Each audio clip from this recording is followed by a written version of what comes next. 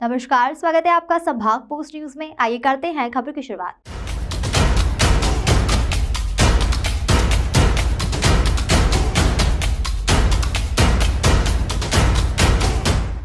National educated youth union के कई छात्र सोमवार को इंदौर के देवी अहिल्या विश्वविद्यालय के नालंदा परिसर में अपनी 6 सूत्रीय मांगों को लेकर जमकर हंगामा करते हुए नजर आए।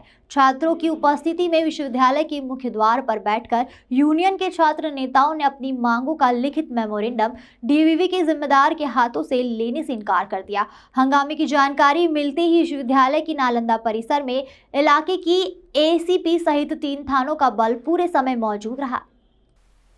नेशनल एजुकेटेड यूथ यूनियन का 6 सूत्रीय एजेंडा रहा है, जिसमें मुख्यतः बीएड के दूसरे और चतुर्थ सेम की उत्तर पुस्तिका का पुनः मूल्यांकन किया जाए और जल्द से जल्द रिजल्ट जारी किया जाए। रिवैल्यूएशन और रीटोटलिंग के रिजल्ट तुरंत जारी करने की मांग भी यूनियन के छात्रों द्वारा की गई है। यूनियन के छात्रवृत्ति तुरंत देने और हर साल नियमित रूप से देने की मांग भी यूनियन द्वारा गुरु गोविंद सिंह लॉ कॉलेज के छात्रों को पुनः प्रायोगिक परीक्षा करवाए जाने और इसी कॉलेज की संपूर्ण जानकारी विश्वविद्यालय के पोर्टल पर जारी करने की मांग की गई है। सर, मैं बीएड 4th सेमेस्टर की छात्रा हूं और जैसा कि हम लोगों ने यहाँ पे 2 बार आके ज्ञापन सौंप चुके हैं और 3400 के समथिंग मतलब बच्चों को एटीकेटी दी गई थी। इसके बाद हम लोगों ने जब यहाँ आके आंदोलन किया तो कुलपति मैडम ने कहा था कि हम लोग एजुकेशनल टेक्नोलॉजी की कॉपी फिर से चेक करवाएंगे।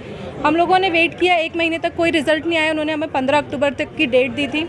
इसके बाद में सर मुझे एजुकेशनल टेक्नोलॉजी में 7 नंबर है, तो फिर उसके बाद में जब देखा तो रिज़ल्ट भी सेम ही आया और इन्होंने बाद में ये कहते हैं कि हमने तो सिर्फ सैम्पलिंग के लिए कुछ कॉपी भेजी थी जिनके 15 या 20 से ऊपर नंबर थे।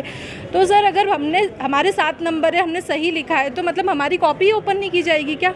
मैं फिर भी मेरी कॉपी 550 रुपये दे के बुक रिव्यू में देख के आई हूँ और मैंने देखा तो मेरा दिमाग हिल गया है, क्योंकि मुझे 20 नंबर के जो क्वेश्चन है 10-10 नंबर के, उसमें 4 नंबर दे के छोड़ दिया गया और जो मेरे 11 क्वेश्चन है 5-5 नंबर के, उनमें सिर्फ 3 क्वेश्चन में मुझे 1-1 नंबर दिया गया और वो बाकी सारे क्रॉस कर दिए।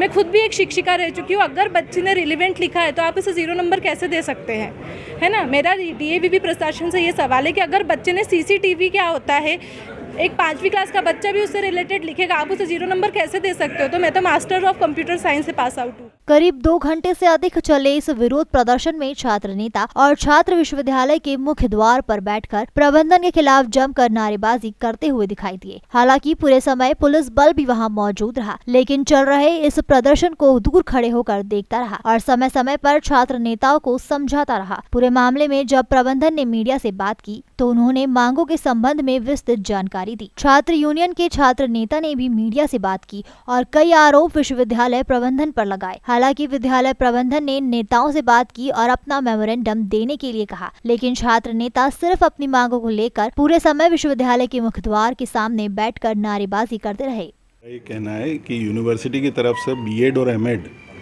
दोनों की ही 700 कॉपीज़ का करीब वैल्यूएशन फिर से करवाया गया है और उसमें यही पाया गया है कि बहुत कम मार्क्स वगैरह जो है वो बढ़े हैं और उसको बच्चों को सूचित भी कर दिया गया है। तो उसमें ये जो उन्होंने आरोप लगाया गया कि फिर से करवाया जाए, ऑलरेडी टोटलिंग हो चुका है और वो चीज़ कम्युनिकेट की जा चुकी है बच्चों को। उसमें बहुत कम अंतर आया है और बाहर से करवाया गया है, यहाँ के लोकल एग्जामिनर से भी नहीं करवाया गया है।